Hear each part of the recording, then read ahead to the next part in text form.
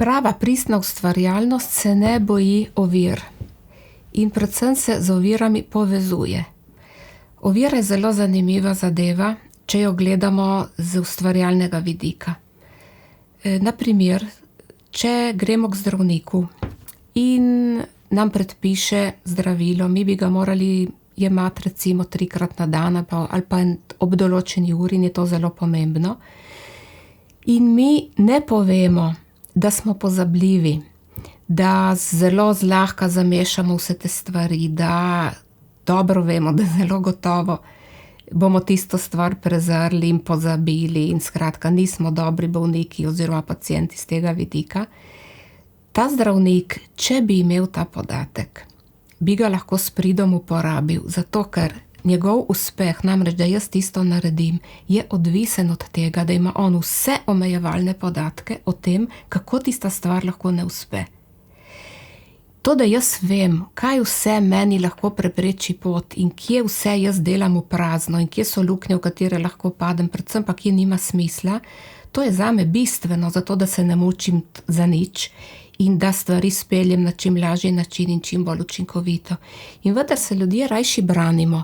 Zakaj? Zato, ker v podatkih o teh omejitvah, ki jih imamo, ali ovirah, ki jih bomo srečali, že so tam povsem razvidne, se razblinijo naše sanje, rajši bi tam bili, v svojih projektu, kako bi jaz nekaj rada, da gre in kako bi moralo, in to je ena taka zahtevna drža, naj bi realnost podprla in odgovorila na moje želje, ker jaz bi rada, da gre tako. To lahko razumemo in lepo je, da imamo velike sanje, ker sanje so za navdih.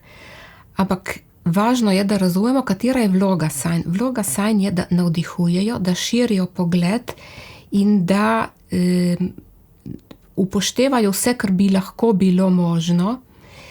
Ni pa to podatek o realnosti. Tisto je pa druga raven. Podatke o realnosti pa mi zbiramo s tem, da spustimo sanje in gledamo svet, kot je. Ljudi, kot so. Naprimer, če jaz gledam človeka, kot je, ne pomeni, da ne vidim vsega tistega, kar lahko da. Jaz vidim, kaj zmore. Ko vidim, kaj zmore, ga lahko prosim, da tisto naredi, kar vidim, da zmore in kar mogoče zlahka in tudi z veseljem naredi. In torej bo naredil. In jaz torej pridem do prispevka ljudi. Prav zato, ker ne iščem tega, kar ne morejo, še manj zahtevam in pričakujem, ampak mi je jasno, da jaz lahko črpam samo iz tega, kar je. In to prijateljstvo z ovirami, ne ta zavest, to je ta jasnost, da so ovire samo podatek, ne pa da meni življenje preprečuje. To je zelo pomembno, zato da ne grem potem v tisto držo, ko se jezim, ko očitam, ko butam z glavo v zid, ko hočem nemogoče, ker kako se vedno konča taka drža, da spustim stvari. Ker ali si razbijem glavo in torej se konča s tem, da poškodujem sebe, včasih razsujem vse, kar smo skupaj poskušali narediti, zato ker ne gre po moje, in potem se razjezim in odidem.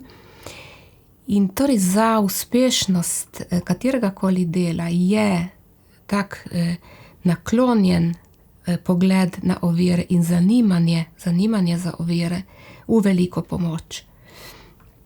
In tukaj bi lahko še govorili o tem, da mi rečemo vedno težava ali pa rečemo stiska. Težava prikliče idejo, da je težko in torej se kar začnem sesedati in stiska, da slabše diham. In zaradi tega bi lahko rekli, kadar začutim, da me neka stvar teži in da me stiska in da težje diham, pomeni, da sem na napačni poti. Pomeni, da če jaz vztrajam v tej drži in tisto stvar nekje doživljam na ta način, je nujno potrebno, da spremenim pristop. Zato, ker moram globoko dihati, da grem naprej in ta stvar mi mora biti ljuba in ne pretežka, zato da jaz lahko z njo grem naprej dolgo, se pravi trajnostno. In zato, da bo res živela toliko časa, da pride do tega, da da svoj sap, se pravi do dopolnjenosti.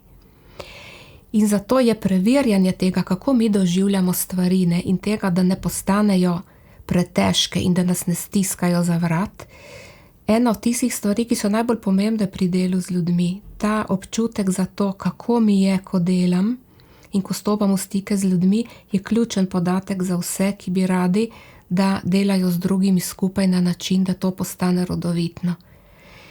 In vsi vemo tudi, da kadar nastopijo težave, tako imenovane težave, se pravi, da je težko, kot ljudje stopijo skupaj in povežejo svojo ustvarjalnost in tega ne naredijo občutku, da jih duši, ampak občutku, da računajo drug na drugega, da bodo skupaj našli lažjo pot in rešitev, da takrat se stvari zgodijo.